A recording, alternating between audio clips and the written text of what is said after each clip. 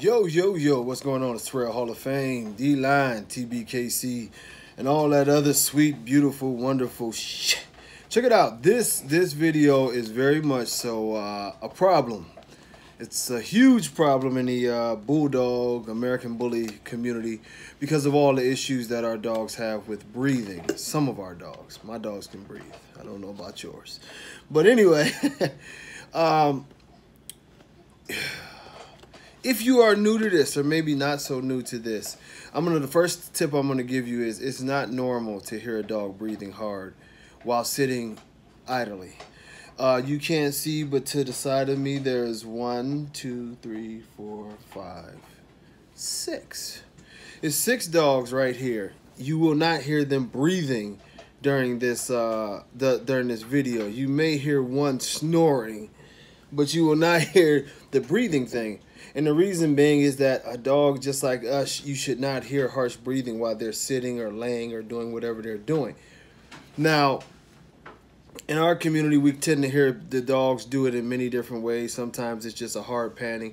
Sometimes it's a gurgling sound that is very, very almost scary sounding.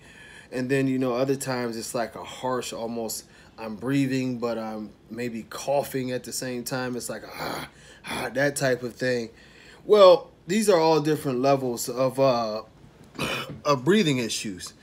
Now, what happens over time when a dog continues to breathe like that? It stresses the lung. It stresses the lungs. The lungs can be inflamed. The lungs can actually get, you know, pneumonia type conditions where they are retaining fluid, mucus, different things of that matter. One of the things that people never really think about that happens a lot in our breeds is, and you've heard this, to where it's not really hot outside, but the dog, they say he overheated, and when the dog died, blood would come from the mouth or the nose.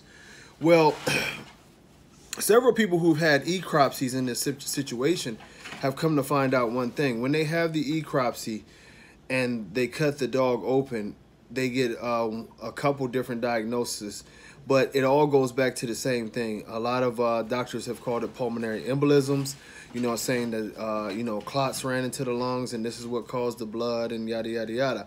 Or they talk about a very, very bad condition inside the lungs to where the constant abrasiveness that was going on with the breathing has caused inflammation, and you know, and to some extent have caused, you know, different blood clots inside the lungs. You know, now the other conditions that come along with that, like I say, is almost a pneumonia type condition, to where it's more of a mucousy fluid that's filling up the lungs and drowning out the dogs. And sometimes you'll hear them with a hard cough that comes along with this. Oh man, it's actually sort of sad, but the only way I can put this to y'all, and this is one of the reasons why we emphasize health. If the dog is not breathing properly, chance for survival is not great. Chance for longevity is not, you know, it's pretty much nil. And this is why we have to start this with our breeding practices and start it early. Of course, if you have a young puppy and this puppy has these issues, there are small things that you can do to make sure that this dog has a better way of life, like keeping his weight down. One of the other things that you can do is certain surgeries that'll clear the airways better. You know, not everything is going to work all the time, but there are things that you can do to make the dog's life better. But in these situations, the main thing that you would have to think about is, if a dog has these situations with the breathing, you know, or with any of these other abnormalities that comes with the cardiovascular system, it is very, very important that we don't breed these dogs, because they're going to pass it on to their puppies.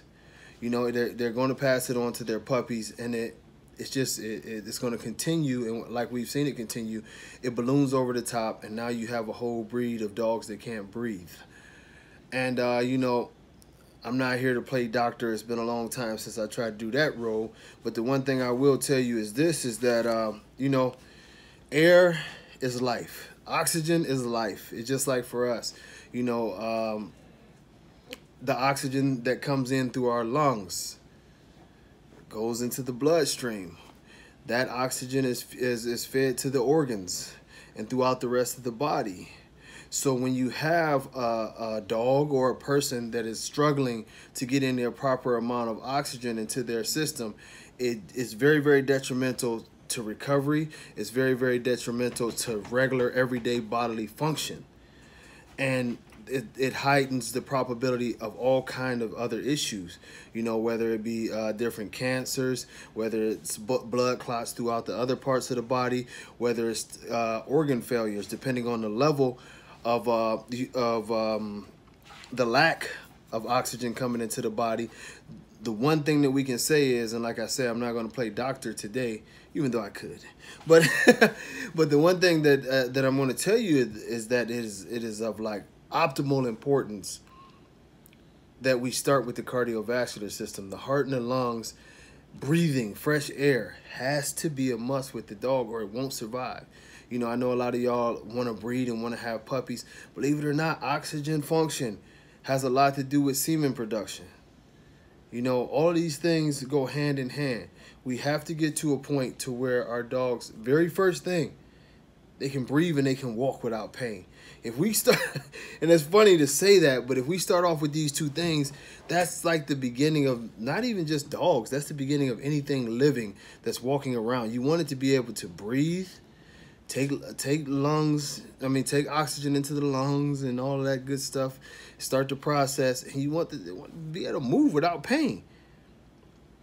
I'm going to tell you, you know, you can look into more of the pulmonary diseases, COPD, pulmonary fibrosis, all of the issues that come along with the lungs. There are some very good reads on that. Just Google them, and you can put dogs behind them, and you'll get a more, you know, broken down explanation. When you put in humans, you get a lot of information. But, you know, with dogs, they'll tell you, you know, the basic issues that come along with it. And you know, I do it a lot, you know, on different dog diseases and stuff. It's better than buying the books like we had to do back in college. But man, educate yourself on all of these functions that are going on with the breed to make a healthier animal. You owe it to the people that you're going to sell dogs to. You owe it to the dog that you own. You owe it to the community, if you want to be a part of it, to make a healthy dog. You know, it's not that much. But until next time, peace.